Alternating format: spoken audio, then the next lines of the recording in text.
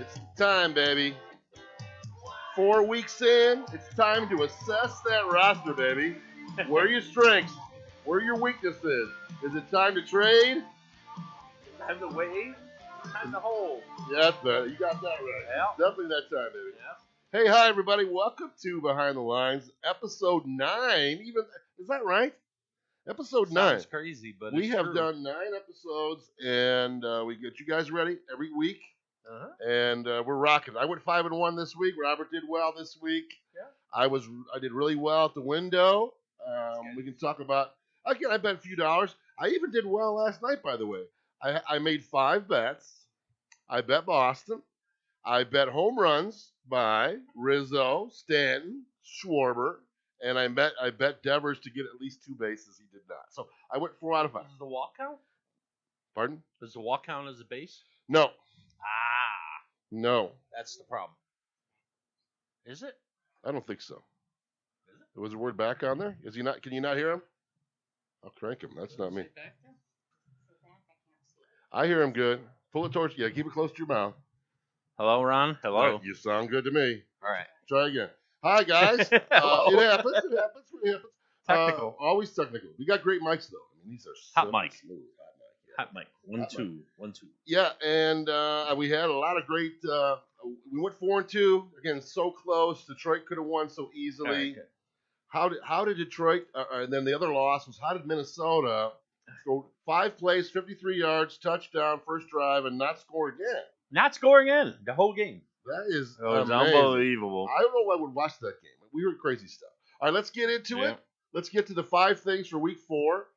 How about this? Before Monday's game, Robert, because what a fickle position this has been. 5 of the top 6 scoring tight ends for the week were unrostered. At least 4, if you Schultz might have been picked up, but Knox is only owning 30%. Yeah. And of course, led by C.J. Usuma, who looked like Travis Kelce on that second one. He wiggled around and looked great. Both Henry and Jonnu scored, and they were top 12 before Monday. I say Monday because Jared Cook had a game, so he was up in there somewhere. What are we doing here? It's tight end is topsy-turvy. I mean, it's every week. Even Kelce had a stink. Yeah, I mean, even every week you look at the top 5, 6, 7 tight ends, and at least 3 or 4 of them are bumming you out. And guys outside that top 10 are ending up in the top 10. That's for sure. It's just nutty week. There's no consistency. Look at Kittle. I mean, would you say Kittle's had a good season through 4 games? No. Very Pitts? No.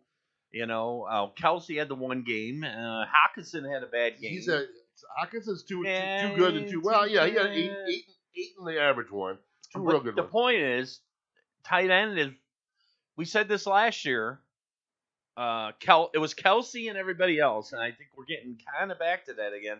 Where it's just such an inconsistent position. It's the most inconsistent position in fantasy football. And like 9 points gets you in the top 10. That's a weird, right? 9 points gets you in the top 10 sometimes. When I do Keelers keys, which will be coming up, I always look at what teams have allowed the most points, fantasy points, to tight ends.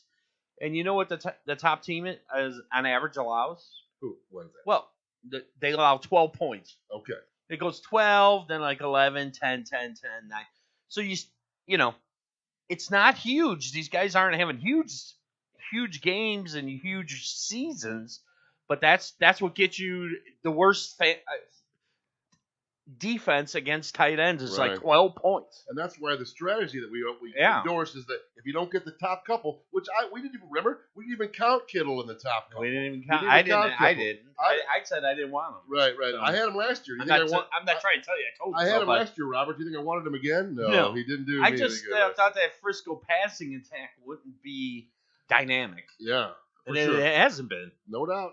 So, all right, Sam Darnold, number 2 statement. Sam Darnold has 5 rushing touchdowns. Insane. How many does your running back have? He leads the league. He's back-to-back weeks top 5 scoring quarterback, Sam Darnold. Without McCaffrey. Without McCaffrey, I mean, if you would Dallas you still could hit me West, over. You could have hit me with a board and said Darnold's going to have 5 rush. lead the league. I would have been like, that is not going to happen. Considering we both have McCaffrey, and I had Hubbard, and we both had Hubbard in there, we would prefer you stop running it in there. All right? Give it to one of our guys. I'm seeing more and more quarterback sneaks this year. Definitely. No doubt about it. A lot of quarterback sneaks. A lot of times inside the 1 or 2, either teams are throwing or they have a quarterback sneak. Yeah. A lot of vulture touchdowns away from running backs. Oh, Trevor Lawrence can't stop calling his own name, James Robinson. Yeah. If he pitches the 1, he gets in for the 20, right? Exactly. If he pitches it, he gets in on that third touchdown. 100%. Number 3. Stephon Diggs' brother has 5 opposing quarterback receptions, a.k.a. interceptions. He does. So he's keeping it all in the family. I'm telling you right now, wake up, baby. Dallas's D is a floor defense. They are a floor defense. Why? Because they got the guy. They got the guy. He does. Trayvon Diggs. He is getting interceptions. There's no doubt about it. He's got 5 picks in 4 games. They get some sacks. What do you think? Is that? Last week we argued we couldn't fight for a defense. It may be the Chargers. Chargers D look pretty good on Monday. Pretty good looking D. Dallas defense looks pretty good and certainly good this next week against Giants. No, he's gonna fumble once. We'll see. All right, well that's my guy. All right, how about this? Cord Patterson is our first legit scratch off lottery jackpot winner. He is. Right now. He definitely is. I mean, that's Robert's line. Jackpot scratch off. Yeah, winner. we'll call it the scratch off. We don't like the lottery. Yeah, I like scratch off. But yeah, I like it.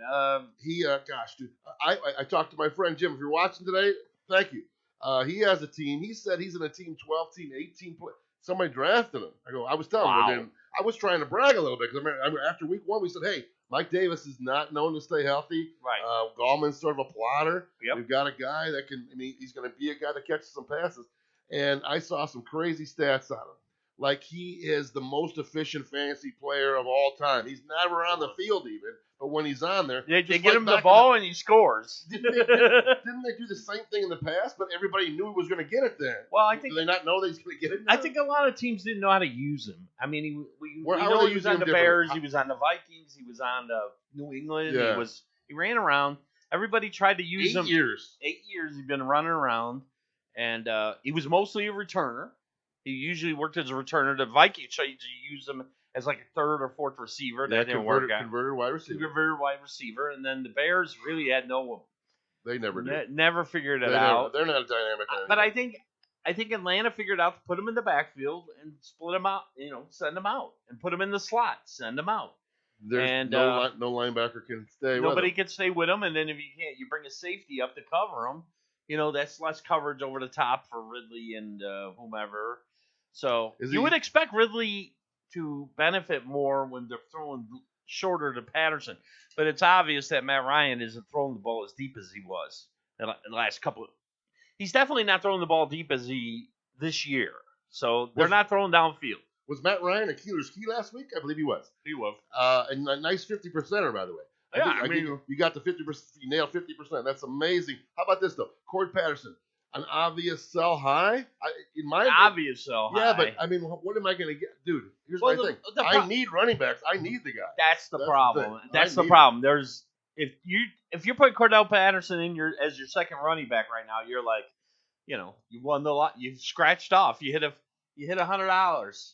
You matched all the shamrocks. Yeah. I mean, right? I mean, he definitely. Ty Hill. I don't think he's going to lose his complete value, but if you expect him to score 3 touchdowns a week, right? No, come on, we know that. But he's gonna have a nice. If he's gonna get how many touches do you think? You said his receptions keep him at a nice floor though. He's gonna get a nice RB2, nice flex for sure. They're taking Mike Davis out. Mike Davis is not a 13 catching carries, back. 14. Yeah, he's not a catching back. He's not going to be that third down back, the 2-minute drill back. Atlanta's usually going to be trailing or close in a game. They're never going to be blowing people out because they're Atlanta. So, he's got value. I mean, he stays healthy. They're using him very interesting out of the backfield, and I think NFL's a copycat league. It would be interesting to see if other teams start copying. Well, I am very glad I played him, and I debated him or Gaskin. Because I waived Gaskin this week. He's going. Yeah, he got to go. Gaskin's going. I mean, that Miami team is not got issues. I don't know what they're doing. And the coach doesn't seem to like Gaskin. He doesn't seem to want him get him the ball. Last year, he was averaging about 15, 16 touches with the games he played. This year, it's like 8 or 9. Right on. It's just not good. Right on. Last one. Jets win. Giants win. I called the Jets. I call the Giants. I picked the Jets straight up. I picked the Giants plus 7.5. And I took the Jets plus the points. Yeah. Oh, wow. I know, but America thought I was crazy. This might be the only week thought it was This crazy. might be the only week we say this, but I'm telling you, the Jets are not. We said that the Jets are not as bad as they have been. The Giants surprised the hell out of me. What's going on?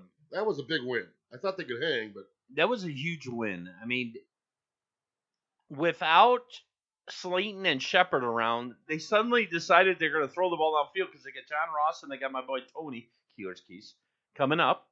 Tony, the first-round draft pick, and they got the speed on the field, and they're like, well, we're going to start going downfield. And they did, and the Saints' defense isn't as good as it has been. Their defense is kind of falling off. I think people are, to reputation, Drew Brees, Sean Payton, the whole Saint thing, a little overrated team. That team's a little overrated. Winston, not that good. Offense, not that good. Defense, not taking a step back. So, right. All right, let's get to waivers. I am the waiver wire wizard. I will have a hat. I need a hat. He's W cubed. We start with the holes in the dumps. Again, I'm hanging on to Mike Davis. He did have 13 touches, 14 yards, so the usage is still there. Yeah, you can't get rid of him. He's Until definitely an RB2, an RB3, 4. You got buys coming up. You're not going to get rid of them. I talk about this later in my notes, but I could see a Mike Davis healthy scratch at some point with Wayne Gallman. If he's not doing anything, maybe they light a fire under us. But how much different is Wayne Gallman than Mike Davis? And that's true. But, they signed Mike Davis, big money, big free agent. So I think he'll keep playing, but, he's kind of a hold player. You got to hold him. Right. How about Rondale? Rondale Moore, hold. Reason being, here's what I'll tell you. Arizona yet to score less than 30 points. Mm-hmm. San Fran this week. Mm-hmm. That could be tasty. And how long is A.J. Green going to – I mean, we love A.J. I watched an interview. Boy, is he very somber. I mean, a very low-key guy. Low-key. He seemed pretty focused. And, boy, he said Kyler Murray is taking the reins of a leader. He definitely – I watched a little bit of that game last week. It was a late game, so I watched some of the Arizona tilt. And, I mean, Arizona dominated from the get-go. Game was never really close. They had no answer for Kyler Murray. He's moving around. The offense is kind of not that rinky-dink thing they'd been running the last couple of years. They're running a little bit more conventional offense. So I think it's working out a little bit. But, like somebody said, Kyler Murray, Arizona started 6-3 last year. Kyler Murray started very hot last year. Can he stay healthy? Can he not get beat up? And not lose his cool. He was a little childish. But last year they beat him up and they hurt his shoulder because he's not that big a guy. So can he withstand a 17-game season? Right. That's $1 million question. I know if I don't know the answer. And you got Max Williams running around. There's always somebody popping up in Arizona to screw things up. It's like a pinball, but it's like a pinball machine. There's always somebody running around. As a flex or a 3 or something like that, absolutely, it's worth it. I mean, and right now, if you drafted Hopkins, you'd be a little disappointed. I agree with that. Trivia, perfect time for it. Who is the only top 20 running back without a touchdown? Right now? Correct. I'll say. You can think about it if you want. I'm going to take a guess because I really don't know. I'll say Saquon Barkley. No, he scored a bunch of times. Wait, yes? Yeah, he actually wrong guy. Scored a passing I'll say touchdown. Chase Edmonds. It is Chase Edmonds. Yeah, because James Conner can. I watched the game. Chase Edmonds run.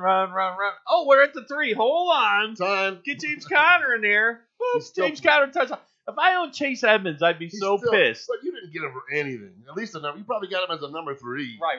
Or but late James 2. Conner is just vulturing inside the 5. That's amazing. They immediately go, "Whoa, Chase Evans, you got to get out of here." Hold on. I knew you'd get it.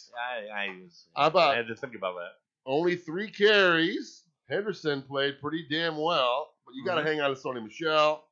Yeah, with the injury history of Henderson, you got to hold on. Somebody waived him in my league. Somebody waived Sony Michel. I would not do that. I would not do that. I have Rashonda Stevenson here, and I know he's on a lot of rosters out there. He was not available in any of my leagues when I went looking for him or J.J. Taylor, which I did do. J.J., you're gone. Your one catch was a fumble. See you later. Did you pack your bags? Hope you got a train ticket.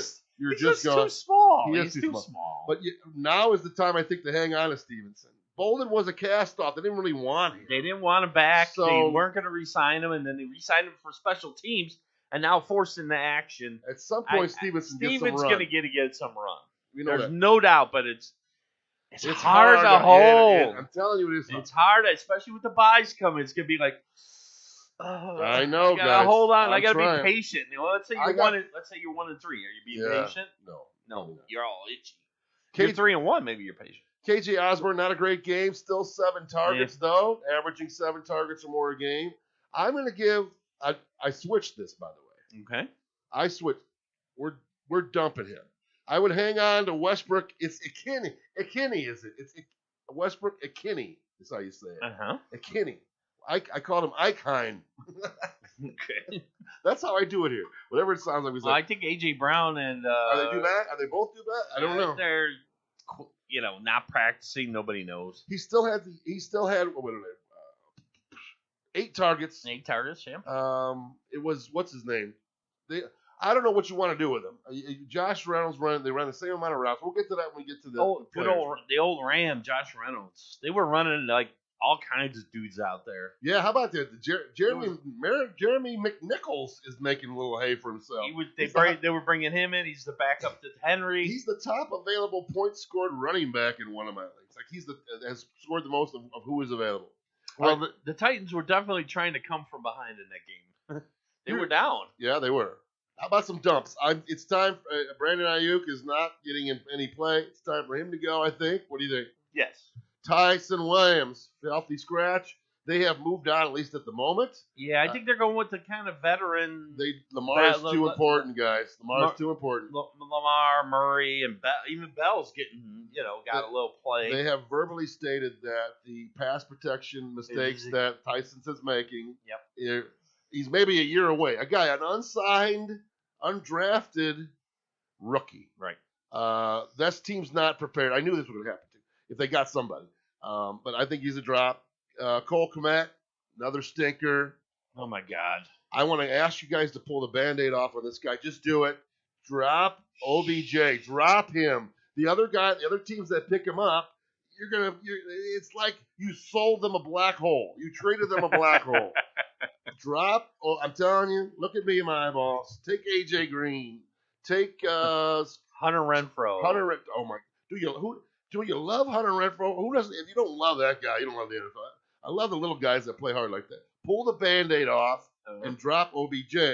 No, you shouldn't have him, but that's my opinion. Look at Cleveland's playoffs till week 10 or schedule till week 10. And they're a running team. They're a running team. You're going to say Ron? Okay, you're right. Defensive running team. It's Kareem Hunt and Chubb they're 2 of best offensive players. Right. So what are they going to do?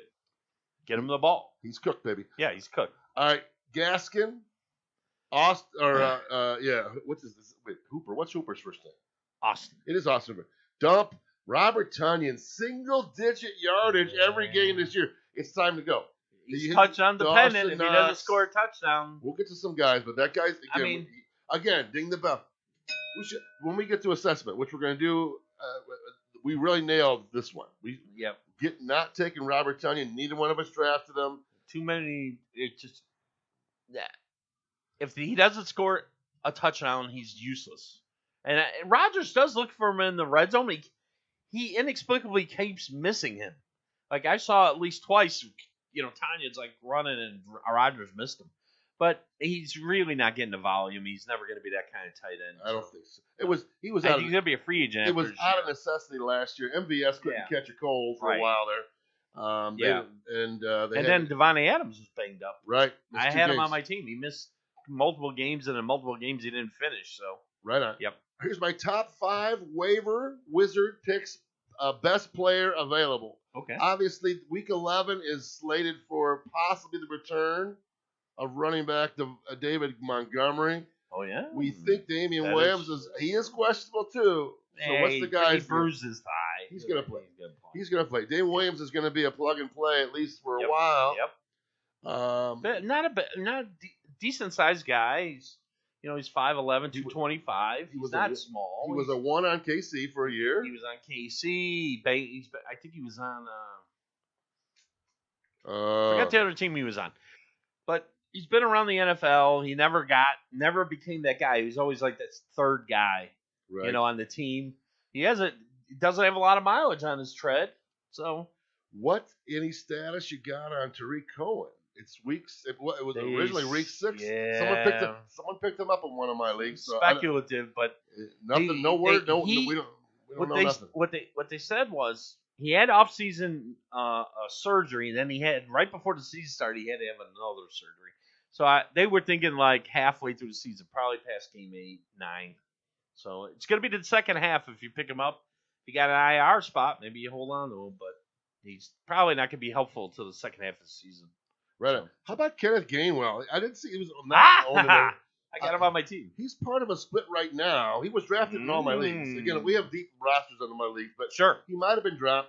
Sanders has never been a guy we know to stay healthy. If you don't know this, he's never touched the ball 200 times in a season. That's not very many for number one. And then what you got to remember is new coach. He's not sitting there like Miles Sanders is my guy. He's like, I inherited this guy. He's getting a lot of targets. And I drafted Gainwell.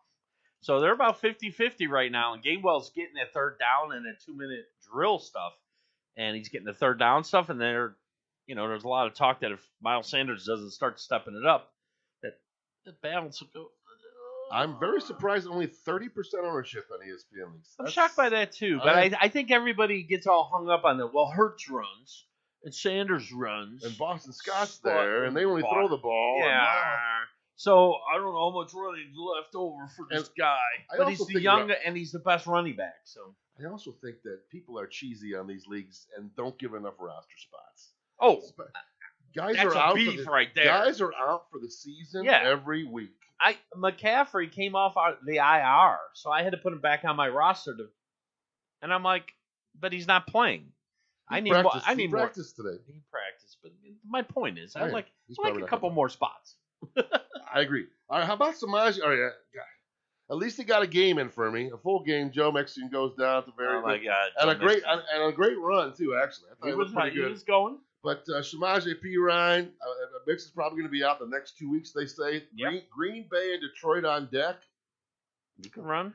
Those are some teams you can run on. What do we know about Samaje Perine? He's the 5th year, 4th rounder rookie. Rookie season with Washington's when he averaged 38 yards a game. His career 3.2 yards a carry. Again, this is a usage play. We like the matchup the next 2 weeks. Yeah, I mean, there's so much. There's just so many terrible running backs.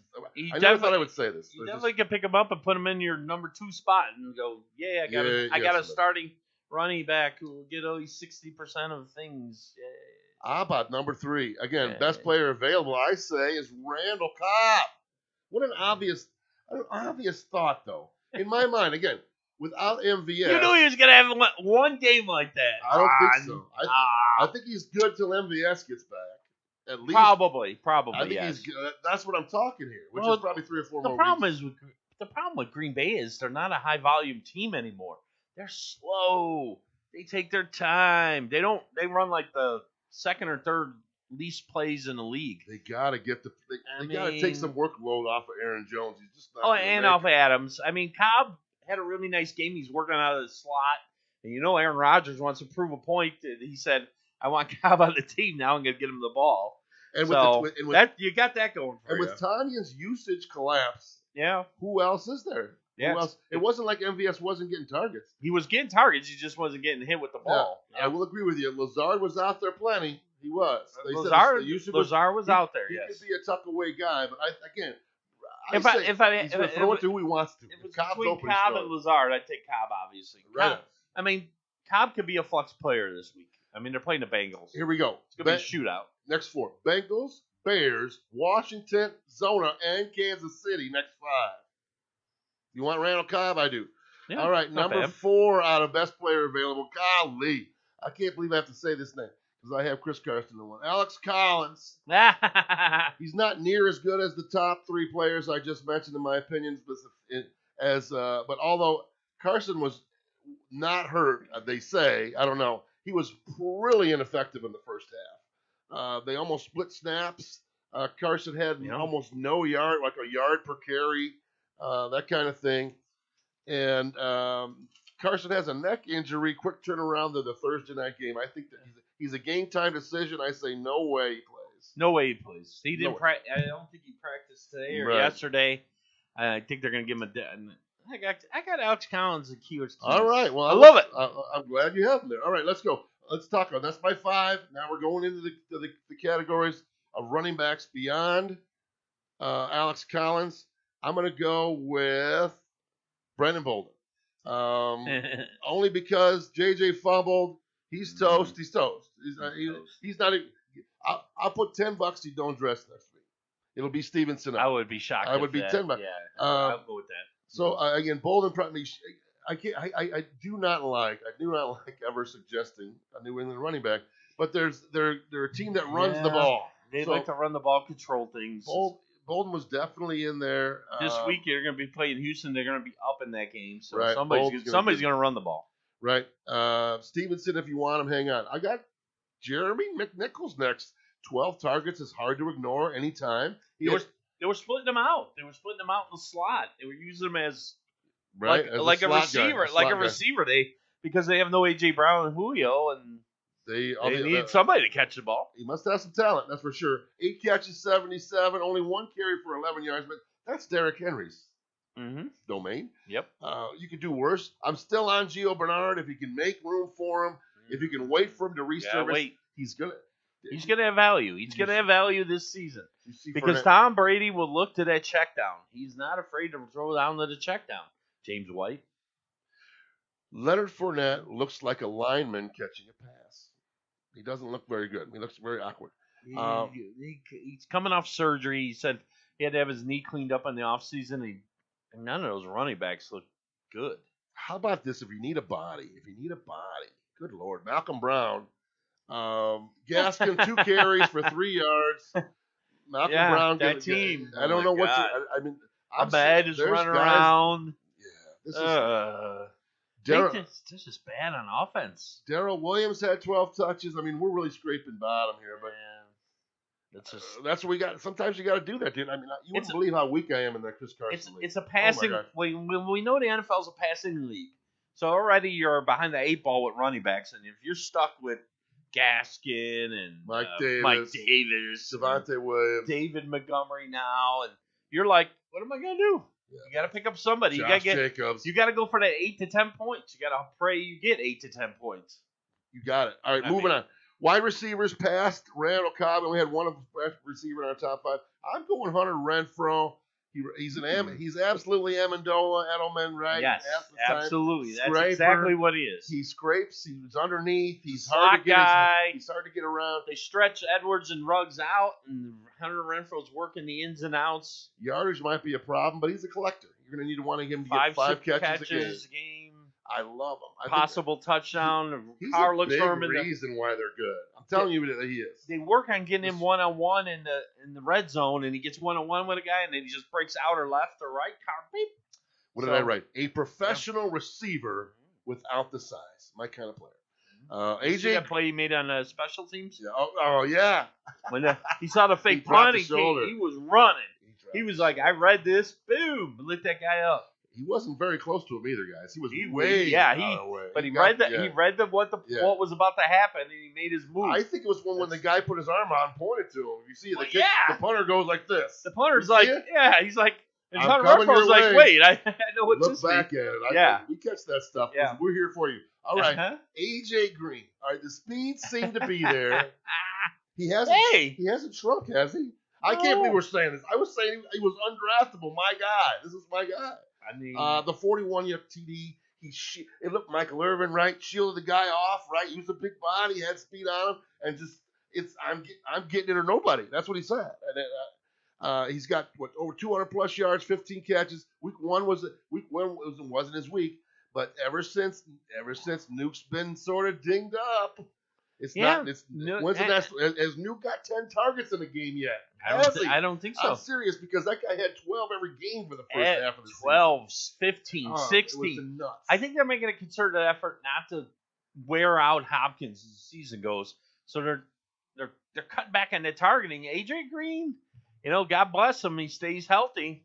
He's looked good. He belongs on a roster. He looks good. Next 3 out of 4 games: Houston, Green Bay, and Zona. Tasty. How about Curtis Samuel? He could be the best long-term ad here. Again, I think he might be a little bit. He's on Keelers skis. Slower. Right on. Hey, that's awesome. I'm sorry. Hey. Yeah, you're definitely right. They kind of eased him back. They're managing. Without our man, our guy, one of our favorites, Logan Thomas, out for a few weeks. He's out. They're managing his practice, so you see him not practicing. But they said they're going to do that so he could get healthy. So you're not going to see him practicing, but he played last week, and he's got a good matchup this week. Right on. How about Van Jefferson? He is the new DJ.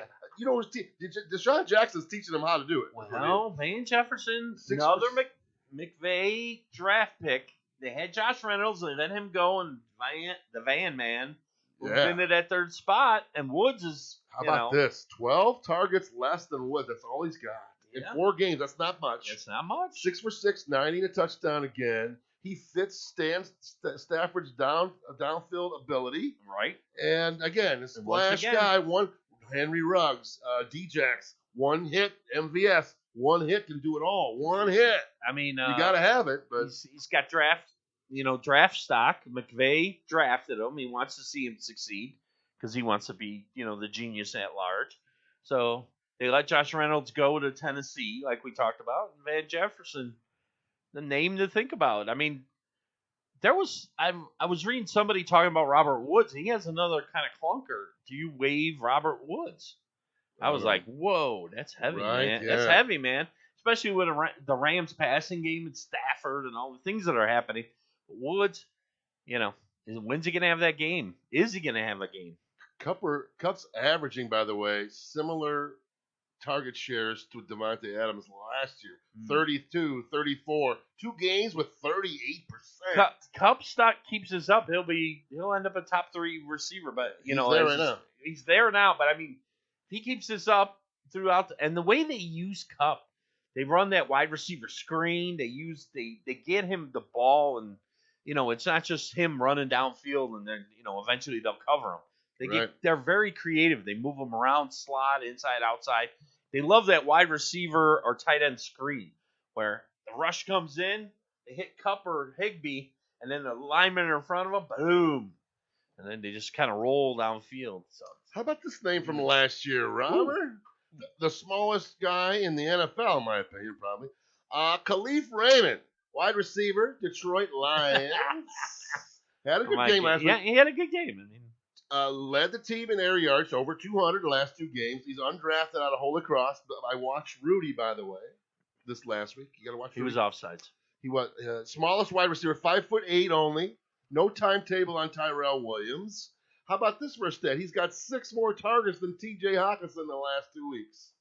Yeah, I mean, not in total. So 3 average of. 3 I mean, what do we know about Detroit? They're going to be losing. Right. I think literally every game they played this year, they've been down at least two or 3 scores. So they're going to throw the ball. The second half, like against the Bears, perfect example. The first half, it was like, not much happening, and the second half, Goff's like. And the team's like, they're coming in. We'll just throw every play. What do we got to lose? We're losing. So you're going to see a lot of Detroit volume there.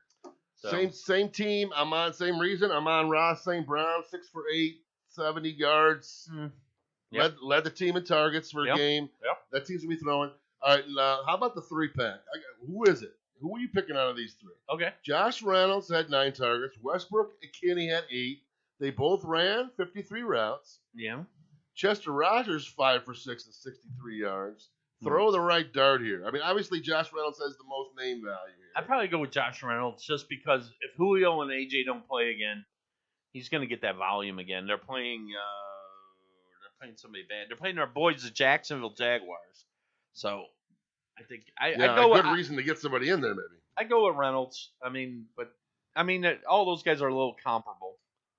Right on. How about Keelers Key coming here in a minute? Kadarius Toney. If you're a David Daniel Jones believer, he played great in the slot, 6 for 9 targets, 78 yards. Obviously, check the injury status for the Shep. That's his spot. I think he's out again. I think Slayton's going to be out again. And like we talked about earlier in the show, with Ross and Tony, it was a different dynamic at wide receiver. And the coach was like a light bulb went off. He's like, this looks pretty good. These guys can move around. They're more stretching the field. And they already talked about when Slayton and Shepard get back, Tony will keep playing in the slot. So Shep's going to have to hit outside there. Maybe, or, mix and match. But you got to remember, a lot of teams run that four receivers, so there's room for 2 slot receivers. Right? I hear you. Right on. They want to get guys in space. So, all right, a couple tight ends for you. Did we say Dalton Schultz? We said Dalton Schultz like 4 weeks ago. Still more, only owning 35%. Way more dynamic than the Jarwin. I'm telling you, pick him up and play him until Gallup gets back at least. Prescott, the volume's there with Dallas. No Gallup. Like you said, Dallas definitely likes to throw the ball. So Schultz is putting Jarwin in the rear view, guys. He's the blocking guy. Where's Jarwin? He's gone. He's gone. Help. How about this? Dawson Knox, 4 TDs in the last 3 games. Get a piece of this Josh Allen offense. 60% target share so far for tight end. It's pretty tasty. They're the second fastest paced team. And tight end guy, he's always out there. I don't know. We were sort of downplaying, right? He's been there for a few years with Josh. He's been and how about frickin' Zach Moss, by the way, led the team in targets. What's going on there? Yeah. I bet some money, guys. Buffalo Harlow says Buffalo Bills going to the Super Bowl. They are going. I did. All right. Well, they're going. Hey, they have defense and offense. Not a crazy thought there because let's talk about Buffalo. Last year, that defeat in the playoffs. You got to taste that defeat. You get going. You're having a great season. I think they were 13-3. You get in the playoffs. You make some noise and you lose. You got to learn how to lose before you can win. You definitely could see Buffalo being that. I mean, in the AFC right now, which team would you take over them? Not literally. I wouldn't take anybody right now. You know who my number 2? Who? Cowboys. Right. But I'm talking about AFC. Buffalo, 3 straight blowouts? Yeah. 3 straight? 2 shutouts. 2 shutouts, 3 straight blowouts. I mean, that offense is clicking. Josh Allen clicking. And you definitely want to get a piece of it. Knox, always talk about third-year tight end. It takes 3 years for that tight end to kind of get it. That's what they were talking about. Hawkinson, Knox, these kind of guys. And look at the 2 I got over. This guy, Ertz. You know Ertz. Pick up Ertz. He's just behind Goddard. You're hoping he gets in the end zone. He's an end zone. I'm telling you. Ricky, how about Ricky Seals-Jones? LT out. He was on the field 93% of the plays. He was out there. When Logan Thomas was in the game. I mean, he's athletic. Somebody got to play. He was the team's top pick or something one year, wasn't he, for Arizona? Yeah, he was he was either a first or second round pick. Yeah. He was a big deal. He was a hype guy. He went either right before or after Derrick Henry. That exact pick. Yep. One of those 2. Yep. So again, he's athletic. He's got some pedigree. He's a player. Logan Thomas is going to probably be out, at least a couple weeks. If you're looking for the 1-week wonder, move this guy up because I'm not buying it for the season, especially when T. Higgins gets back. CJ Osuma went off. I'm mentioning that game. To me, Tyler Boyd looked like a mountain man. He looked bigger than everybody out there. I didn't think he was that kind of guy. Tyler Boyd's a big guy. It's a physical receiver. He is much bigger than I thought he was. Receiver. You know why? You never get to see the Bengals play. They're my favorite team besides the Bears. I never watch them. Boyd is definitely a presence. He's got a physicality to him. And then when A.J. Green and Higgins were running around, Boyd was working the middle. He's working the slot. He's a big guy. But here's the thing. Green Bay, 3rd most points to the tight end. Their defense not that great. And then if you read the little blurb after the game, Burrow was talking about his connection with Zuma. They got kind of a connection in practice. They've been kind of on the same wavelength. And he kind of looks like that Well, he's the typical tight end now. He looks like a big wide receiver playing tight end. That's how he moves, right? Right. He looks like Waller light. That second touchdown was really smooth. He was dashing around guys. How about Max Williams? He said if you want a piece of the pinball, beware. He's still only averaging 4 targets a game. He had 1 game. 2 games. Oh, check that. 2 games. Yeah, 2 games. Because we were saying we take him. He had 2 touchdowns that one game. Yeah, he had 2 touchdowns and then he had a good game last game. I don't know. Arizona is so. I'll call it volatile, and they're funneling of who's going to get the catches. I don't know. I hear you. That's a little bit of a stretch. I'd take Azuma over Max Williams. I do. That's why I had him at the end. Yeah, absolutely. Okay, well, let's move on. Next subject, Keelers Keys. This is a great segment. Again, great job last week. Wait, I got the numbers right here. You can't count Garoppolo against him. He got hurt. Yeah, he got Matt Ryan, Michael Carter owned the backfield, got to double digits, scored a touchdown. Gainwell, Gesicki had another good game. Yep. Matt Jones didn't have a super stinker, but it wasn't great. 50%, pretty good job. Yeah, nice not bad. Again, he's going to go. What are we doing here? He's going to give us 2 players at each position, where they are going to exceed their average annual game by game this week. Based on matchup or opportunity. Quarterback, we're going to start with the quarterback position.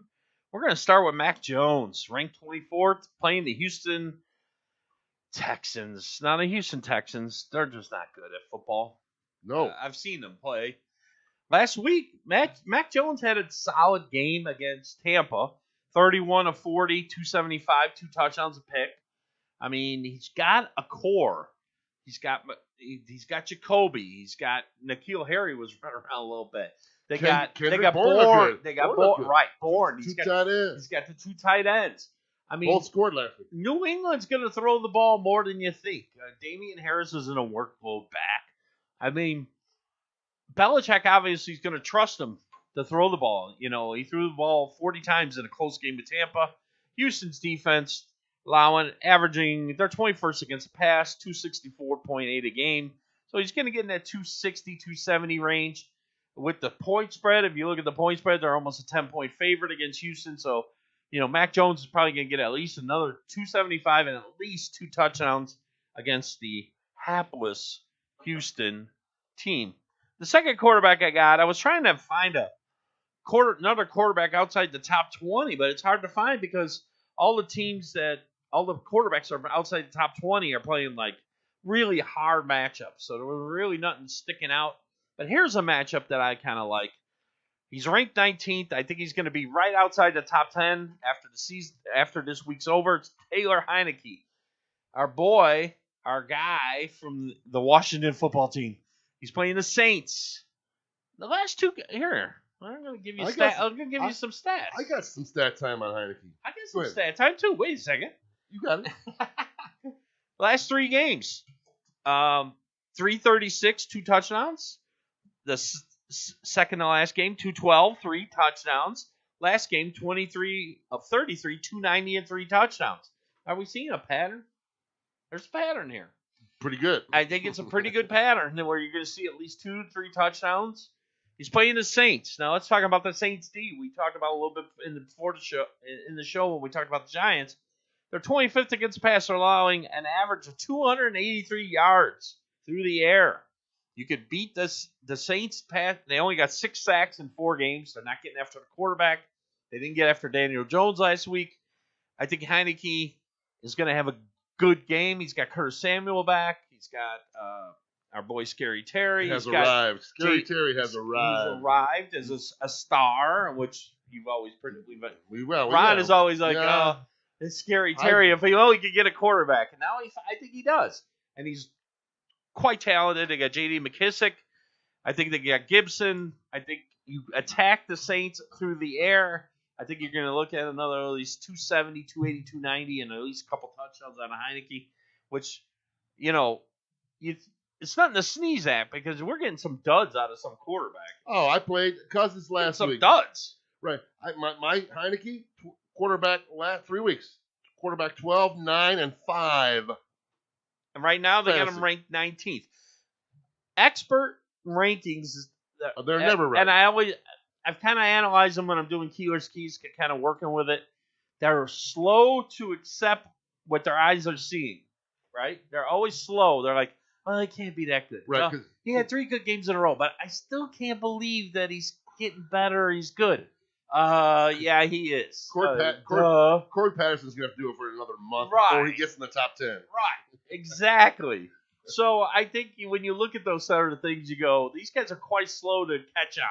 We're not. We're like Heineke. I think he's going to be right outside the top 10 this week. Running back, not a stretch here. Ranked 48th, Alex Collins versus the Rams.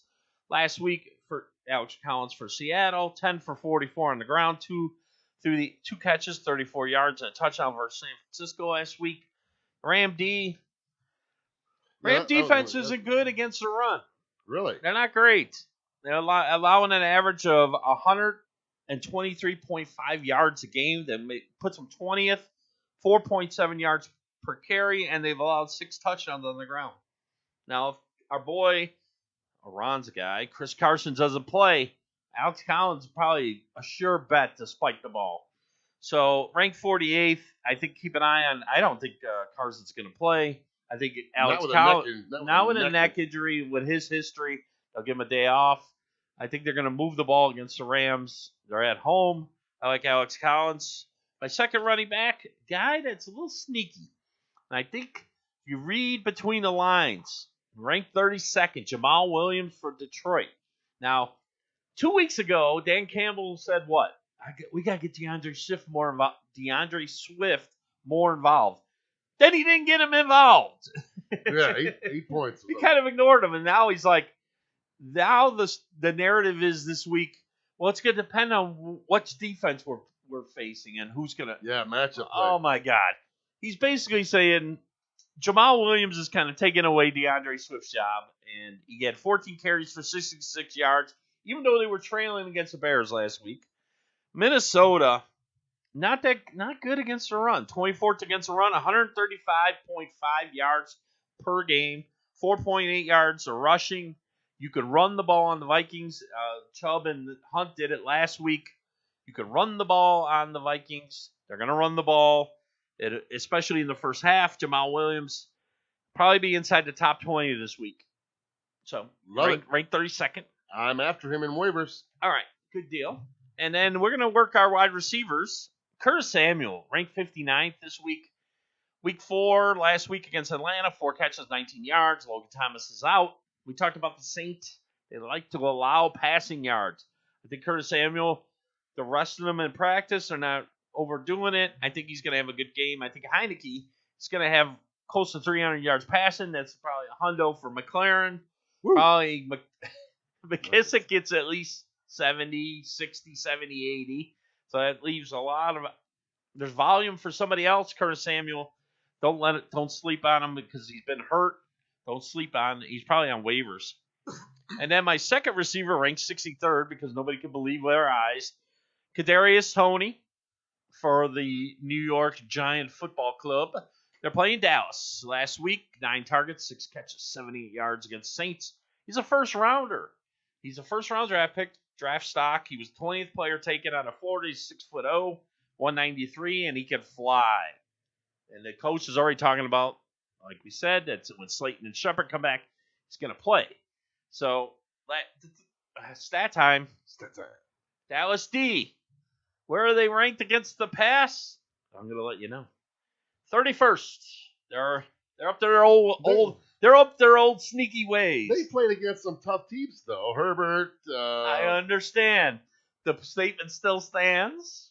I mean, they played Philadelphia. They played Tampa. Well, I'm not looking for Dallas's D to hold anybody. They can't hold. They're not going to hold anybody scores. You're going to be able to throw the ball. Sacks and fumbles. 31st against the pass. They're allowing 315.3 yards per game. The Giants are going to throw the ball. Dallas is going to be on plenty of shootouts. Even when Dallas scores 30, 35 points, the other team's going to be in the high 20s, the mid 20s. They're going to throw the ball. 9 touchdown passes Dallas is allowed through the air. That's averaging 2.5 a game. definitely a good chance that Tony scores or at least has a similar game that he had against Saints. So eat up the Dallas D. Tight end, I can't believe I'm going to say this to you, but I'm going to say it. Evan Ingram. Oh, my God. I know. I'm going to go outside. Listen, I don't want you leaving. You cannot leave the stadium. You cannot leave the show, Rod. Evan Ingram. I can't hear. But we're Danny Dimes, baby. But we're at the point where they got Tony, they got Ross, and they got Ingram. That's the guys they got to throw to right now. What did he do last week? I didn't even look. I'm going to tell you what he did. I got it right here. I don't look at Evan Ingram. I won't do it. 6 targets, 5 catches, 27 yards against Saints. That's him. He's ranked 5 for 27. He's ranked 18th this week on the tight end list. But I'm going to give you a little stat on Dallas. We talked about 31st against the pass, 315 a game.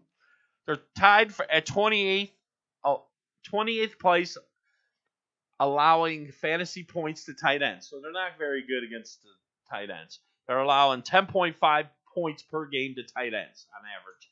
So the tight ends, they're one of the 4 teams that are allowing double digits on average to the tight end fantasy position that they play.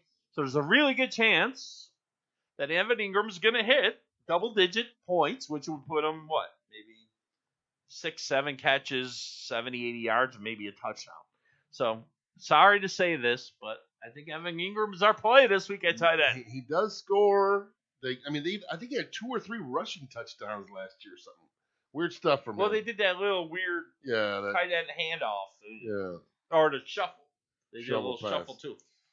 My second tight end, not a big stretch, but a guy I like this week because of the matchup, Hunter Henry. Ranked 13th versus Houston. Probably ranked a little lower because him and Jonnu Smith they feel, a lot of people think they cannibalize each other. But last 2 weeks, Hunter Henry 5 for 36. Last week, 4 for 32 and a touchdown. And we get once again, we're looking at stats. You got to go with we're starting to get a pattern. History, a pattern on these teams.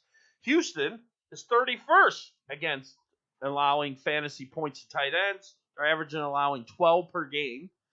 They're one of the worst teams versus the tight end, so we got to match up against them. We're going to take the Hunter Henry. I'm going to go with the passing guy, the guy who's going to probably catch more passes, Jonnu Smith, in this matchup. And I like Mac Jones, so if I like Mac Jones, I like Hunter Henry. I love it. Boom. Keelers Keys, folks. We're going to come back in a moment after we get a moment with our sponsors. Ooh. And we're going to come back with a segment we used to do all the time. We're going to talk about the Urban Meyer incident, and we're going to can't wait. I don't know enough about it for it to be a hamster cage match, but I sort of laughed it off myself, not knowing maybe the severity of it. It's a little bit, we'll talk about it. I understand. Yep. Again, I agree. There's a certain amount of class that you want to be pervading. But here's our friends from Springer Realty, Jeff Detlow. Be right back. All right. Since 1964, Springer Realty has been helping homeowners save thousands when buying or selling their home. Springer Realty is locally owned, provides full service start to finish, and will handle all the paperwork and details. Why pay those high commissions in a seller's market when one phone call can literally save you thousands? Visit us at SpringerSellsHomes.com or call 219-838-0180. Springer Realty. Baxter Printing is a family-owned and operated union print shop that has been serving Lake County, Indiana for over 50 years. They specialize in commercial and political printing like brochures, mailings, banners, and signs. Now located at 311 North Broad Street in Griffith, the folks at Baxter know how to get your job done right and on time. Call 219-923-1999 or visit us at BaxterPrint.com and see what Baxter Printing can do for you. Looking for a friend who knows how to be a good listener? Humane Indiana in Munster has four-legged friends waiting to meet you. Open daily at 11 a.m., Humane Indiana provides many animal services from rescue to daily care. They provide on-site education while managing a wildlife preserve. At the main facility located at 421 45th Street, the staff awaits your visit. Ron Harlow Media would like to thank Director Brian Fitzpatrick and Board Vice President Scott Filler from Apex Construction and Remodeling for their support. Visit Humane Indiana and leave with a new member of the family. To find out more, visit the Humane Indiana website or dial 219-922-3811. Face it, when it comes to buying a home, you want a local mortgage lender who has the answers when you need them. In this fast-paced housing market, when is now. And your lender is Christine Reiser from Loan Depot. Her years of well-rounded experience, including time as a realtor, will put your stress to rest. Call Christine Reiser at 219-789-8313. Christine is available days, nights, and weekends to take you from pre-approval to loan closing. For a conventional mortgage, FHA, VA, USDA, or if you need help with down payment assistance programs, she's got you covered. Dial 219-789-8313 if you're looking to buy a home in Indiana, Illinois, or Arizona. Let Christine Reiser and Loan Depot be your guide. NMLS number 1447958.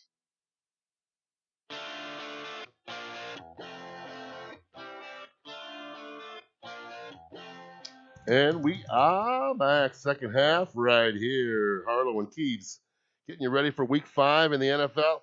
Last week without bias, folks. So, never, again, always be checking on a week ahead, especially if you're at the top, right? If you're at the top, you got to stay a week ahead of everybody waiver-wise. Absolutely. Especially for your streaming defenses and things like that. Yep. I'm sticking with Dallas for a few weeks. I know you didn't paint a pretty picture, but they've been scoring. Again, we're not. They begin turnovers. Here's the thing. Most leagues only give you points if you keep them under 14 points. Right. When does that happen? Never. When we're talking deep, we keep repeating it. If you get maybe 10, 12 points out of your defense, you like. That's humongous. That is. I never get double digits. Right.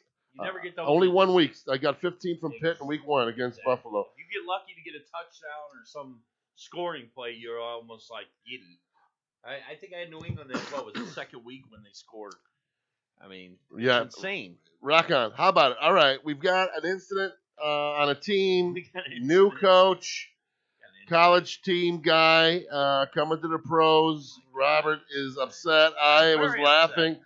I don't know. I've been to a strip club in my life now and again, but I guess this wasn't a strip club. This was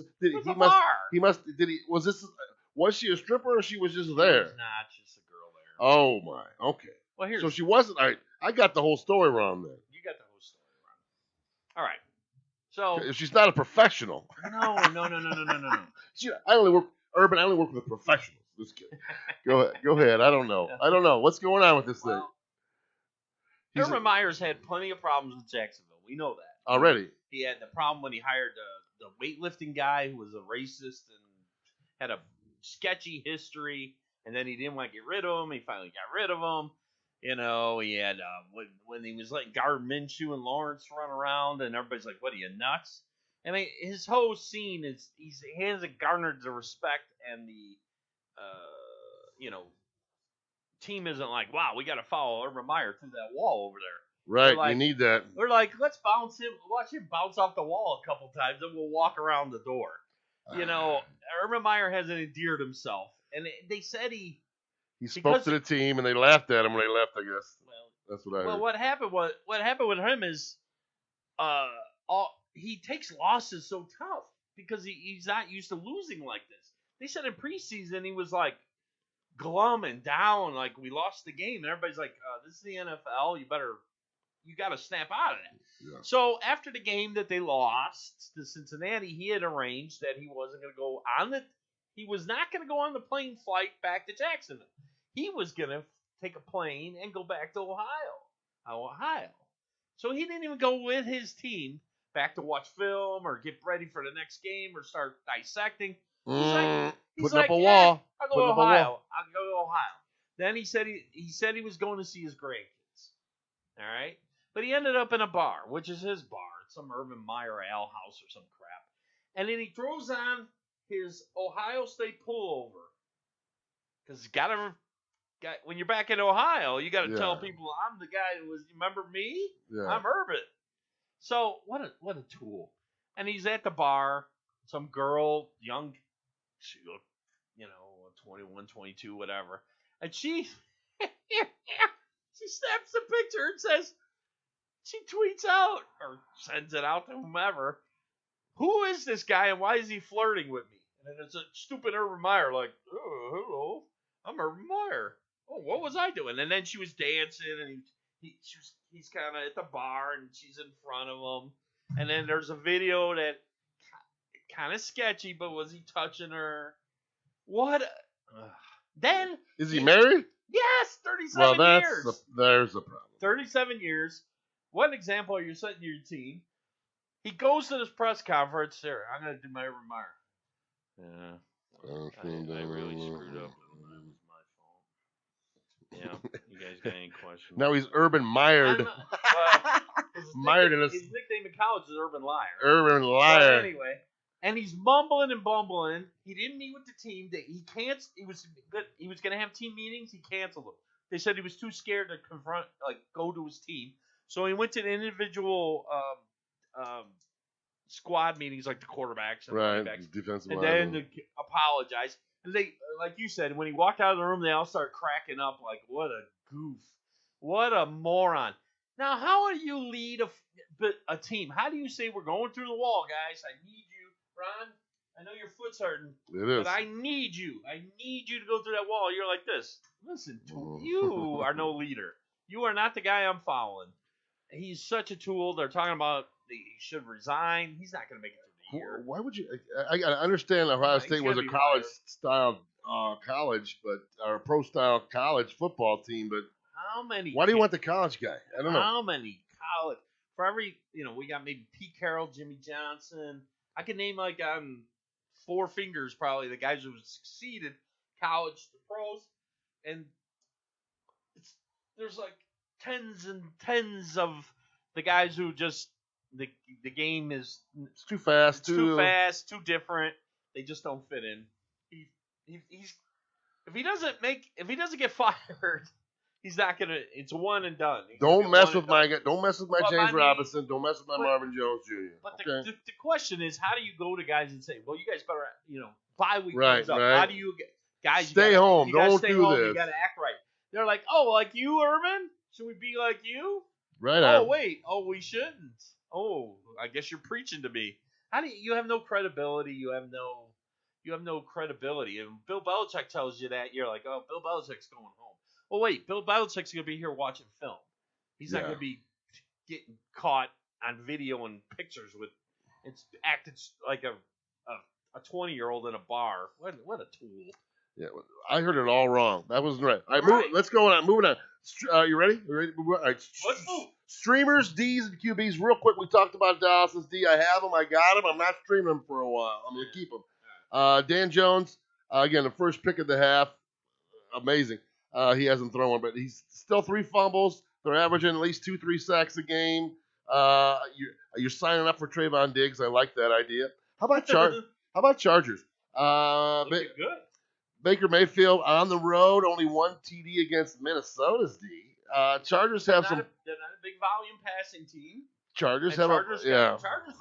They did. The Raiders went into that game leading the league in yards per game. Oh, for sure. We had 1,200 yards or something. Got kind of tempered by that San Diego LA. Yeah, I still like saying San Diego. I still like saying San Diego. I do too. How about this super sleeper D? Even if you saw a scroll right there in NFL, they said I'm on Minnesota this week. Interesting. Again, they held Cleveland to 1 TD. Yeah. The line jumped from 7 to 9. Here's what I say: Vikings. I got some Vikings fans in my close knit family, friends, and stuff. I mean, they like the Vikings more than any other team that there is. It's crazy. I go to a game with them up in Minnesota now and again. Nice. Oh, unbelievable. We went. How about this? School was this? If you know this, in the dome, right? First time I remember was in the dome. In the dome, just something weird. At the end of the game, all the doors open together electronically because if you open the wind through one door, someone tried to do it with a cigarette, right? Take a cigarette break at halftime. I'm not kidding you, dude. It ripped your hand off because there's air in there. Vacuum Yeah, there. exactly. Vacuum and, it's trying to negative air yeah, pressure or whatever. exactly. Yeah, exactly. That was cool. That's wild. I say they saying they got jobbed. A couple bad calls. They thought they got jobbed last week. Yep. They're going to be hungry. I think the defense comes out and takes Detroit. Again, right? I think they're going to swarm a limited offense. We know that Detroit has a very limited offense. All right, moving on to quarterbacks. I don't know if you call him a streamer anymore. Adam and keep him. Sam Darnold. It's Philly. He's a number one right now. He was a top 5 the last 2 weeks without McCaffrey. I don't understand it. Again, day is night. When you have 5 rushing day touchdowns, is that'll night. happen. Exactly. but they a lot of them weren't even 1 yarders though. He's going like 10 yards sometimes. Yeah, he's moving. D. Jones, quarterback 6. A regression is due. We know this, but either the numbers in Dallas didn't lie. They're scoring some points fantasy wise, but they're giving it up. You're gonna put passing yards up against Cowboys. And Buddy Barkley looked like the old guy back at the. He looked fresh. He looked like that's the best he looked. Obviously, they can if Daniel Jones can do it with Galladay, Tony, and Barkley, maybe he's maturing. Maybe. What do you think? Right. We've been making fun of him. It usually take us a couple of years sometimes. We used to make fun of Kirk Cousins like he was never going to be a quarterback, right? Never. We did. We all did. I mean, you got to admit that Daniel Jones is playing. Going into the season, he's playing for his career. Because if he didn't play well this year, he was done as a Giants quarterback, and you might go into Trubisky land. Goodbye. You're back up forever. Goodbye. And you got to give him credit. He stepped up and he's looked good. I agree. All right, at least a 1 week wonder. I think he takes over the job, Trey Lance. 117.1 passer rating. Again, a lot of that's credit to that, busted coverage, 75-yarder to Deebo Samuel. But of course, I was playing Deebo Samuel. Oh, you're facing him? Oh, I'm just watching him. Well, go guard him. He's just going down the sideline. We talked about it last week. How are these guys? How is Deebo Samuel? He's the number one wide receiver option. He's a mountain. He's a huge. He might be bigger than Tyler Boyd. I don't know how he slipped out. I don't understand. I just don't see how guys are this open. We already talked about Heineke, quarterback 12, 9-5. Dare I say, again, 1 week wonder streams Zach Wilson versus Atlanta in London. Yeah. Atlanta's given up the 4th most points to quarterbacks. They have. And Corey Davis looks like a keeper. Again, he had 2 tough ones in the middle there, but he's sandwiched around 2 great games. Jamison Crowder. I forgot to mention Jamison. Anybody want Jamison Crowder out there? Elijah Moore's hurt. That's one thing. Back to practice this week. Okay. Back to practice. But you're right. I mean, Zach Wilson. Maybe. That was his game. He had some time. He looked solid. He looked solid. Atlanta's not going to get after you. Atlanta doesn't play tough D. So Zach Wilson's going to throw the ball. Do you want to know how much disrespect the Jets really have? Tennessee was the highest priced defense on DraftKings last week. Wow. Yes, they were. Well, I mean, behind Buffalo. Yeah, I kind of figured the Jets weren't going to. With the personnel they had, they weren't that bad. Right. Tennessee's D is that bad. They cannot rush the passer. They had no pressure on Zach Wilson. Let's move on. Let's get into the game-by-game analysis. We got 20 minutes to rush through. Again, we don't talk about guys who are going to play. I don't have to tell you to play Matthew Stafford and Cooper Kupp. All right, Rams in Seattle. How you feeling about Darrell Henderson here? Seriously, after the turnaround, and he's still questionable. I mean, he was out there 93%. He got 81% of the, or 93% of the touches, I guess, because they were trailing a lot of that game. They were behind a lot of that game. And he was in there. What do you? I think you got to play. Seattle's run defense is terrible. If he's in there, I think you got to play Darrell Henderson. Seattle's defense is not good. They're another bend don't break type team. You're gonna rack up yards against them. So yeah, you definitely play. Here's the question mark on the Rams. Other one, Tyler Higbee.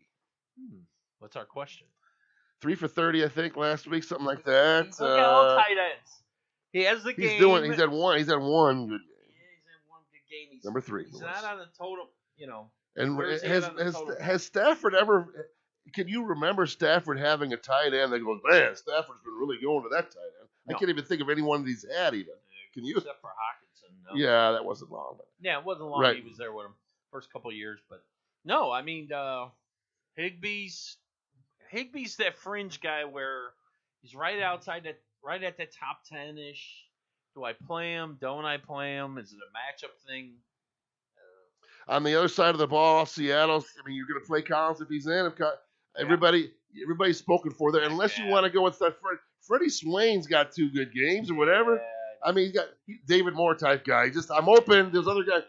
You're focusing on everybody else. Well, let's hit this guy. It's Lockett that's come down back to earth the last 2 weeks. That's what he does, by the way. He does exactly what he does. He's the Amari Cooper of the Seahawks. He has those super spike and then super bad. In the game, very inconsistent player. All right, let's move to Sunday. First game, Jets at Atlanta. I hate these games. Early, wake up! Bro. I hate them because I'm trying to figure out who I'm playing here. I watch my fantasy shows. I watch my pregames. I'm always deciding. 8 o'clock. You better I'm always deciding between at least 2 guys. Yeah. But I think everybody. I mean, I don't know about the running game, but I'm playing Corey Davis. I'm playing Pitts and Ridley. Yep. I'm playing Cordell Patterson. Right. I mean, no way. Right. I mean, until he falls off the horse, how do you not? You got him. On what fantasy world would you get 36 points from a guy and then sit him?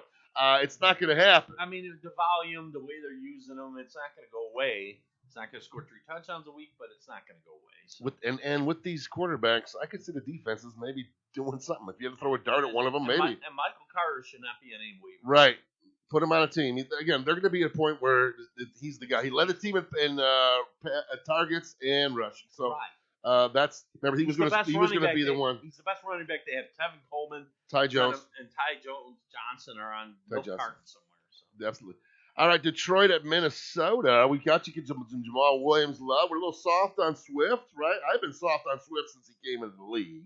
Yeah, he's been soft on himself. Right on. He's got soft tissue. For sure. Any update? A real stink bomb for number 2 in the draft, Dalvin Cook last week. Yeah. Real stink bomb. Did not practice today. Still dealing with practice. They said he's got the high ankle sprain. That lasts. And it lasts. And I don't know why. It's befuddling why they tried to get him to play last week when it's obvious he wasn't ready. I don't get. Why would you send him back a week when you could give him that week off?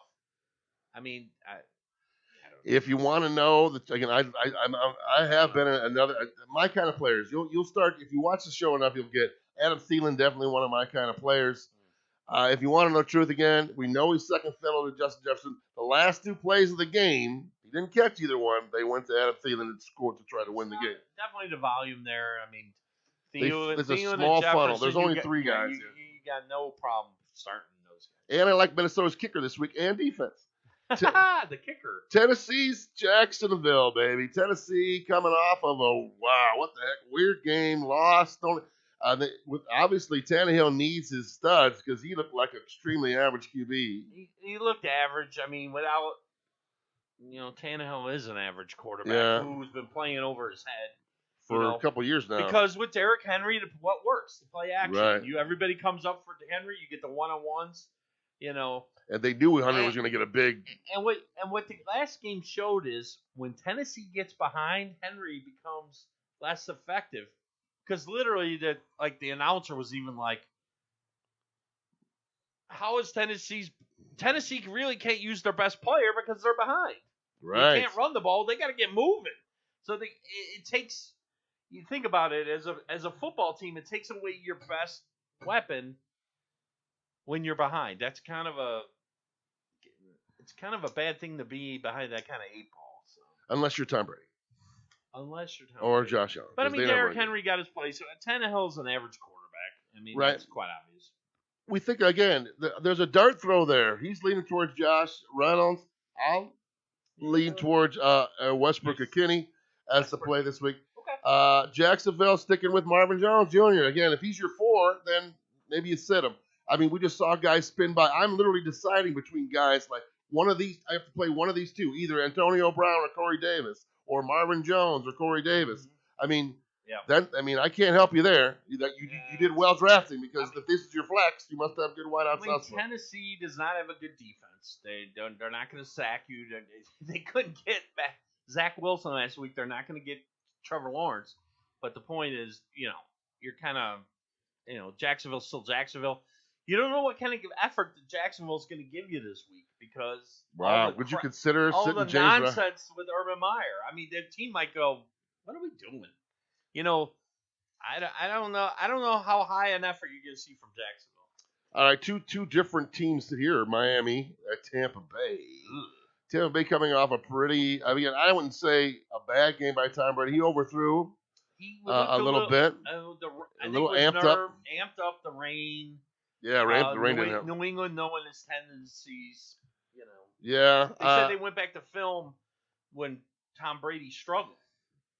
They went back to their film when he struggled playing for them and then analyzed. I love it. Yeah, dude, Belichick, he watched all those and when he was good, all in the same week. That guy's insane. You know he did. I mean, Brady's Brady. Right. I mean, you can jump on the horse again. Miami is known for their cornerbacks. Tampa's down Gronkowski. Obviously, I think. How about this?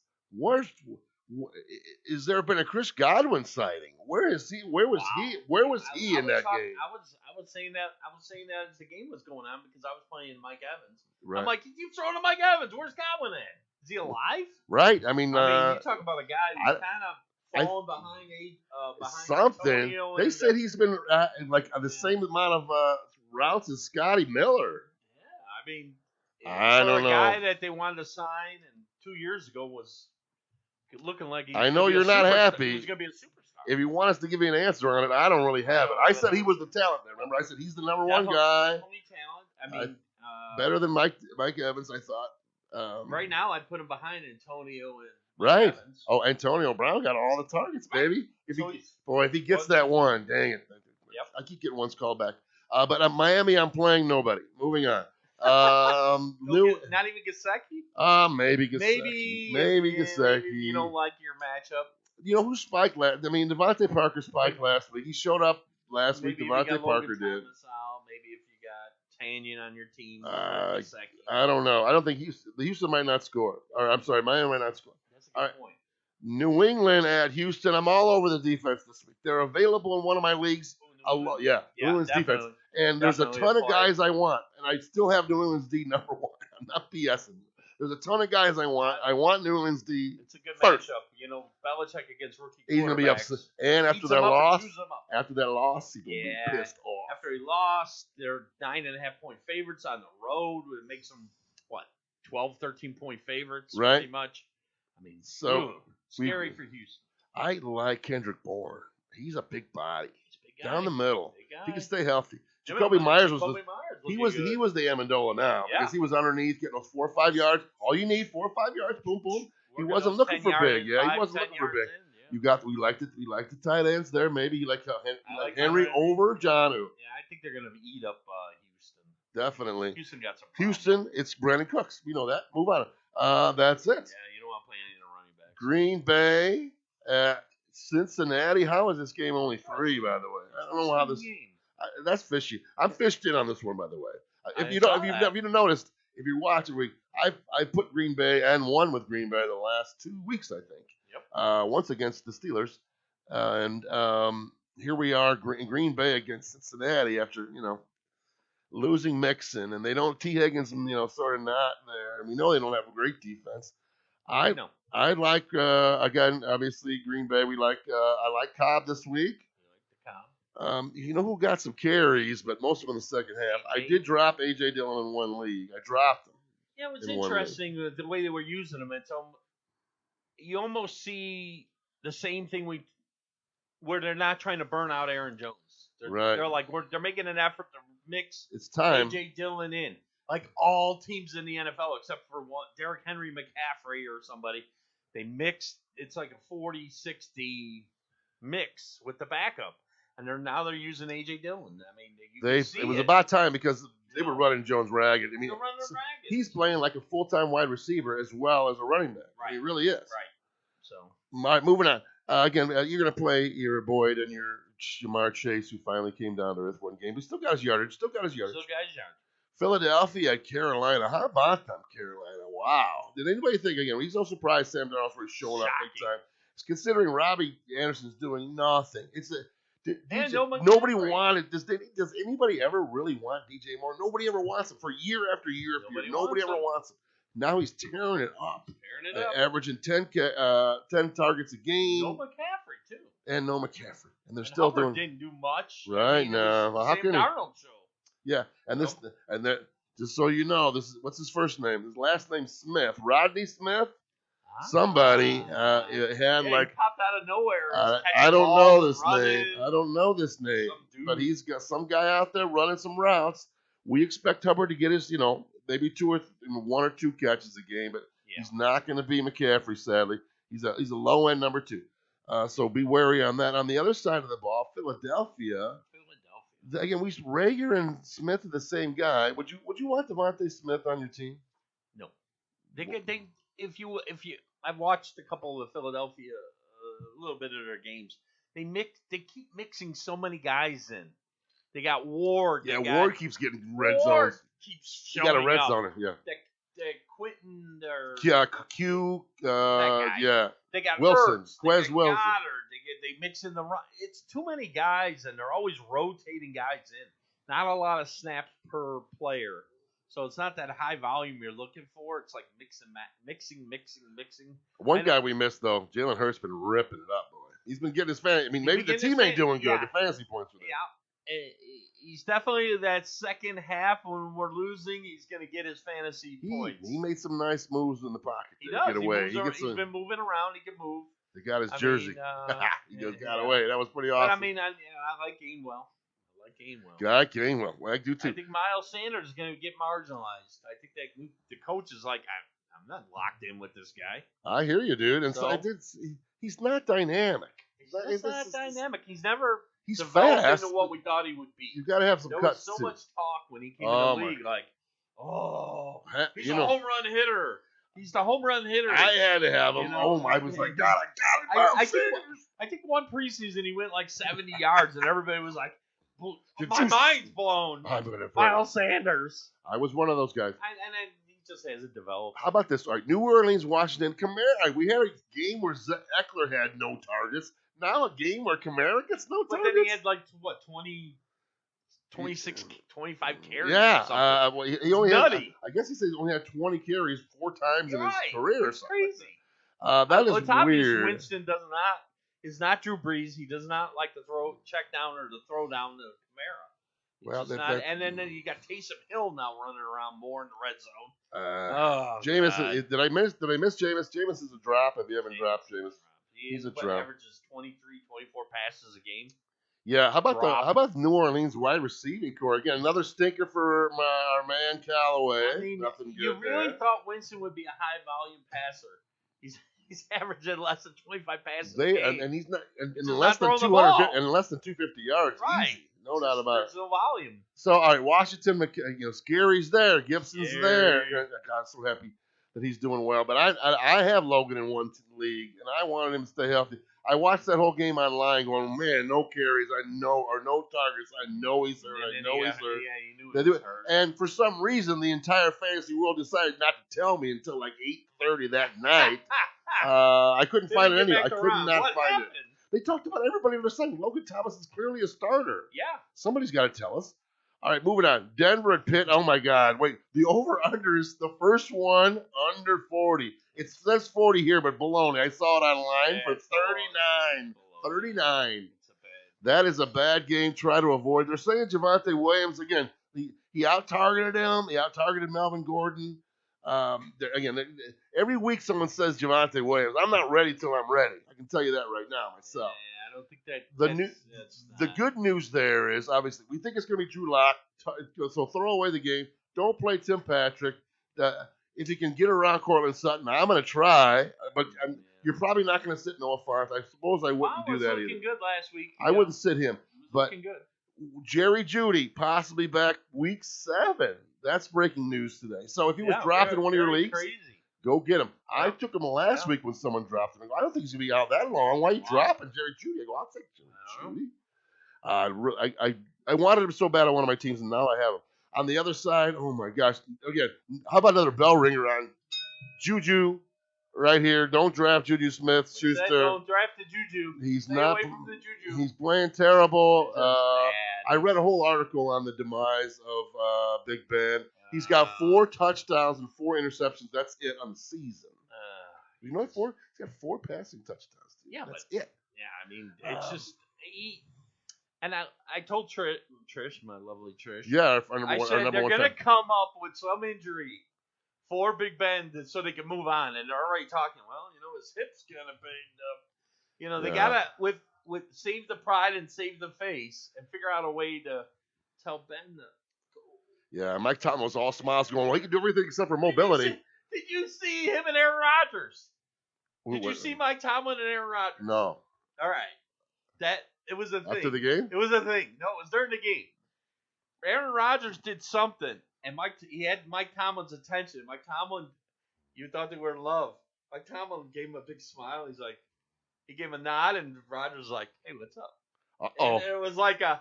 Now Everybody's going out of their see mind. you next year, baby. Next year, is Aaron Rodgers going to Pittsburgh? Why would you want to go? He's got 3. Why would you go? He's got 4 great wide Oh, receivers. but Let's forget let's James go- Robinson or look James at- Washington. Everybody out there and Ron, after the show, look it up. You will crack up because Aaron Rodgers got this playful little like, "Hello, Mike." We got to get And that on Mike's Facebook. like, hello. Well, I want to put that all over Facebook then. I want to find Put it. it I on got to there. find it. I will find it. It's funny. Moving on. Big Chicago. Ben's done.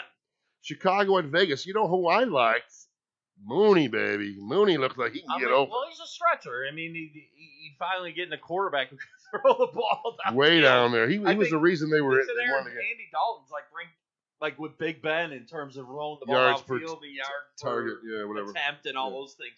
So it's obvious that Fields is going to open things up for Robinson and Mooney. So Mooney, don't drop Mooney. I'm in on, you're probably still playing Allen Robinson. I'm in on Mooney. Hold on to Fields. Get your hands, Demi wins.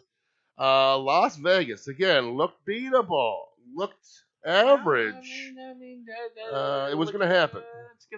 It's gonna happen. They had a good game plan. Even the Raiders, to a person, they talked about after the game, not that they weren't ready, but they weren't ready for what the Chargers were throwing at them. They seemed to be a little Josh Jacobs heavy in the beginning of the game, and he wasn't doing anything. And I go, wow, this is really going to There suck. were a lot of You need to establish that to get right. the next round. Derek Carr works. He's another guy. Works off the play action. Works off of you're coming up, getting Waller open. They started to do some things in the third quarter, and then the fourth quarter they back down. Cleveland. I think the Raiders are going to beat the Bears. Right. I get it, for sure. Yeah. It's 5.5. Cleveland at the Chargers. Cleveland coming off again. 1 touchdown. A strange way to 14 for sure. Points, right? I mean, a strange way to 14 Very points. strange. Yeah. Cleveland's become a running team. And they're working Hunt, Chubb, and is Hunt Chubb taking and over? defense. Is Hunt taking over? I don't know. I mean, they're using him. I mean, they're going. Short yardage for Chubb doesn't seem to be going well. Personally, I don't know what they're doing. I don't know if they're doing like last year where they run them 50-50 until the second half of the year. Right, I and remember then you saying then that. It's Chubb time. Or I can only assume that they're doing the same kind of thing. Don't burn out your top running back as you go into the playoffs. But you're playing them both, right? I don't know if you're playing a wideout though. I don't know if you are. I don't think you should. Don't. You might not play Baker Mayfield. Right. It's not the volume. I faced Keenan Allen in 2 of my leagues last week, so I enjoyed the 7 catches for 37 yards, whatever it was. It was really low. Very weird game. Very weird game. I mean, a lot of guys had a bunch of catches and didn't do much with them. Hunter Renfrow didn't even either. I mean, he had a bunch of catches. You're playing those guys. Mike Williams, what a sleeper. If you got him, he's been so great. But again, off weeks, it's going to happen. It's going to happen, especially at wideout. What we noticed in this game is Roundtree for sure, the backup. There's no way he can do it on his own. But if that's the backup you want on that team, he is it. The other guys look like they should be bagging Grover. It's terrible. He can't fall forward for a yard. He can't fall forward. He's about to fall forward, and they knock him like that time they hit John Elway or whoever and spun him around. Remember that one? Yeah. He goes back, and they knock him backwards. Yeah. All right, Giants and Dallas. How about a Giants and Dallas game with an over-under of 52.15? There'll be some points put up. This one's the monster, baby. There's going to be some yardage in that game. Let me think. Last year, that's a game Prescott got hurt. How do you feel? Again, this is not a bell ringer from, again, our preseason predictions. Where you at on CeeDee Lamb? What's going on? I mean, if you look at Cooper the last couple of games, he's been all That was right. yeah, and he only had the one catch. been Where that all one right. big catch, the CeeDee touchdown Lamb, saved his day. The touchdown right. CeeDee Lamb, it's just, I mean, I think Dallas is making an effort. They're getting the tight ends involved. See Cedric Wilson, Gallup, Elliott's catching the ball, Pollard's catching the ball. They're moving the ball around. There's a lot of catches, a lot of not one guy. They're not funneling it to a guy. Right. I CeeDee Lamb's gonna be okay though. I appreciate you saying that. He's gonna be all right. Dallas's D this week. Mark it down. San Fran at Arizona. San Fran not at all close to the defense that we expected. Similar to Washington, by the way. Somebody said something that I found interesting. They said Kyle Shanahan is the guy, an architect, whose blueprints look better than his building. In that, it seems like he's a genius and he's getting all his things together and it's going to be the team. And then when you look at the finished product, you're like, well, maybe not. You say he's very Belichick-like, but not Belichick results. Yeah, I mean, everybody considers him, a genius, the man, genius in the room. Oh yeah, smart upcoming coach, but he keeps building these teams, and then you're like, I don't know. I don't know how much San Francisco, misses their defensive coordinator who became the head coach of the Jets. I don't know how much they miss him. Just like the Rams missed Staley, who became the head coach of the Chargers. You lose these coaches that scheme and have all these teams in the top defenses, and then it suddenly just fall off. Where are we at? Any word, even partial participation for Elijah Mitchell? No, he's still in practice. I have Elijah Mitchell on both of my teams, so a couple of my teams. We need him. So I was looking, and he did not practice, but that doesn't mean he's not playing. They're giving him extra time on the shoulder. Sermon once again did not show greatness. 80 yards at least. He got some total yards, but nothing dynamic. The yards per attempt were not great. Yeah. Mitchell will definitely play when he's healthy. Right, Arizona, play your pinballs. Moving on. Play the pinball. All right, how about? We got Buffalo late game. Wow, I got like half my rosters in this game, which is good. You talk about a fantasy game. And a lot of people's fantasy weeks are going to come down to that game. Yeah, I'm going to be worrying me down like by 75 before the game starts. Because I got Ty times 2. I got Diggs. I got Sanders. So many guys playing. Josh Allen. I may get Knox again. Josh Gordon now going to play this week. Oh, don't say his. I'm not. Nobody's picking him up. Yeah, no one. When he scores a touchdown, everybody's going to be running. No one's picked him up in my leagues either. I got to give him credit. Let him score a touchdown and everybody will go nuts out of their minds. Okay, we got Buffalo, KC. Buffalo looking for revenge, plus 2.5. Mm-hmm. KC putting it together. I can't even read my writing here. Dang it. Okay. Who is it? It's going to be quite a matchup. Against. It's going to be like two teams. If Buffalo wins, it's going to be like Kansas City's going to be in trouble. I don't know if you've looked at it. 1-4. Yeah. Right? 1-4. 1-4. Yeah, wild. No. 2-3. 2-3. They'll be 2-3. They're 2-2 now. Right. Yeah. But the Buffalo be 4-1, and you're talking about home field, you're talking about down the road. Be a big statement for Buffalo. If he's still available, just take a look at Emmanuel Sanders' numbers the first 4 weeks. They are rock solid wide receiver 3 numbers. Anything involved with Buffalo now is just gold. I mean, wait, where is this? Oh, there it is. It's Moss. There it is. Zach Moss had 17 pass routes to Singletary's 11. We all knew Moss's big knock was he wasn't going to catch any passes, and he did not. We're like a season late on Moss. Yeah, yeah. I wanted them both. Yeah, I had them. Going into the preseason with them. I remember making them. Cocky Harlow, and I do this sometimes. I remember like getting ready in the 10th. Cocky Harlow, like the 10th. I'm going to run late today, by the way. Forget about it. It's like the 10th or 11th round. I remember. And I was like, I'm going to snap the guy off that got Singletary. I drafted Zach Moss, and I went and ran around the house real fast.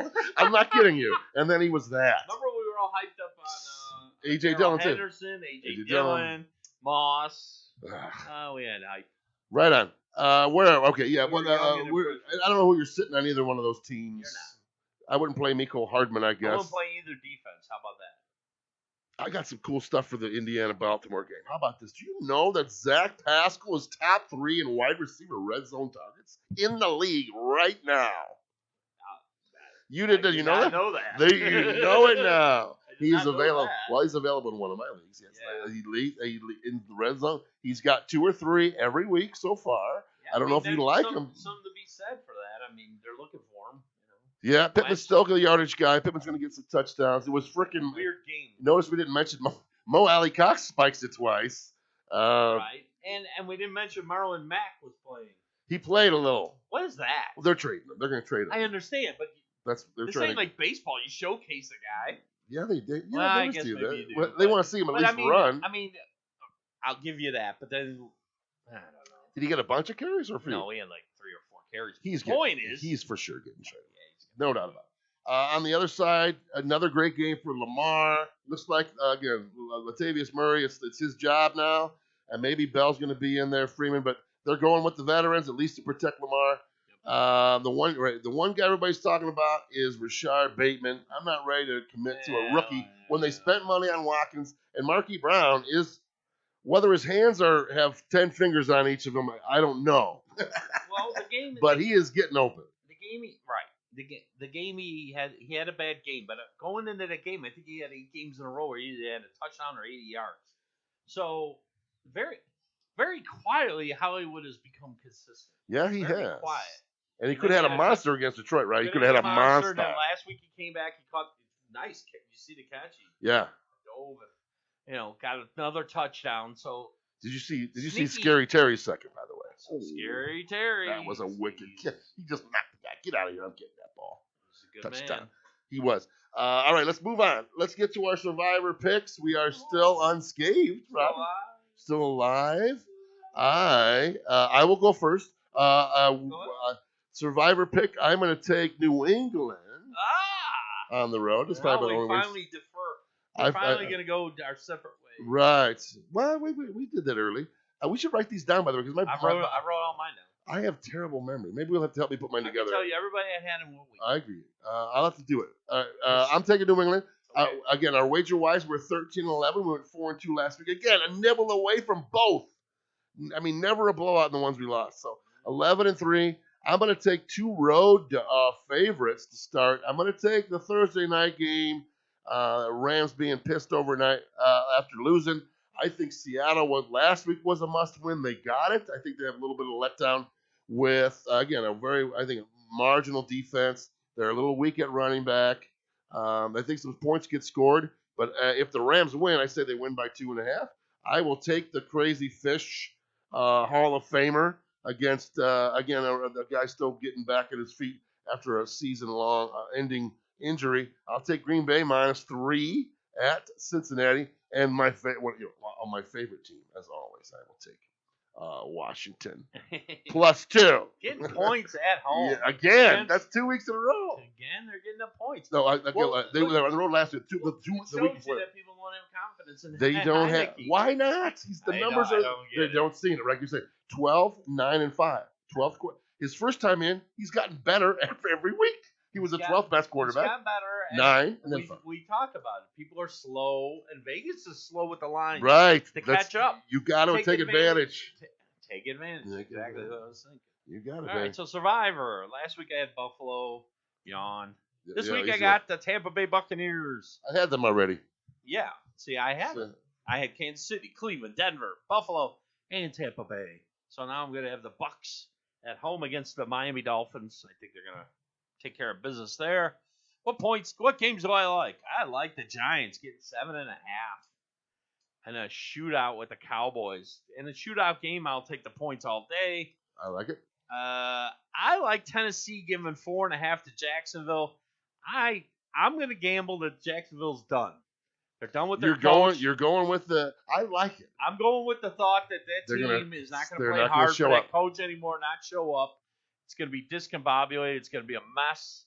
I think Tennessee, after the Jet debacle, gets something together. And I think Tennessee wins that game easily by 7 or 10 over Jacksonville. And I like the Chargers at home getting +1 against Cleveland, kind of a toss-up game. I'll take the Chargers at home. Watching the defense, watching how they played against the Raiders last week, I like they're at home. I think Cleveland's good, but Chargers could get there. I think the Chargers can They throw could the get ball. there. They can move the ball. They're going to get some points. I don't know if Cleveland can play catch up with them with the receiving core they have. You know, Cleveland's a run-based team. We talked about run-based teams. They're going to be a little harder to play catch up when they get behind. I like the Chargers to win by at least 7. Yeah, if they get out early, I like it too. Right. Like, You got to yes. Chargers got to get out in front, and then you get the lead on the running team, and it's always a good thing. Well, great show, Robert. As All right. always, working a little 10 minutes extra for you. Yeah, Hope you guys enjoy. Bonus, baby. Assess your roster. Ron, I need overtime. We needed overtime. We needed the overtime. Assess your roster. Where do you got strengths? Make a trade. Pick up. We get bye weeks are coming. Weeks are coming in 6. I think it starts at week 6. That's right. Atlanta's won. Away. All right, guys. We'll see you next Wednesday, 6 o'clock. Be here. Bye. Yep. Love you.